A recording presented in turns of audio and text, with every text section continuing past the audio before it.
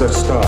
Захин хөгжил инновац харилцаа холбооны яам болон мэдээллийн аюулгүй байдлын газрын хамтран зохион байгуулагч буй он зөвхөн мэдээллийн дэд бүтцийн хибер аюулгүй байдлын сургалт хүртсэн та бүхэндээ энэ өдрийн биеийг хүргэе.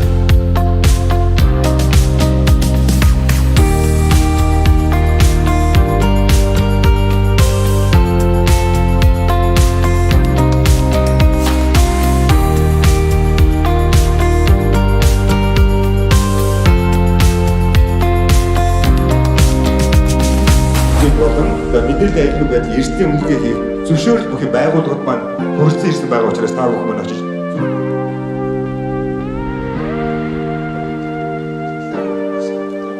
цолох яаж эрсдлийн үнэлгээ үүсэхгүй яаж тэргээ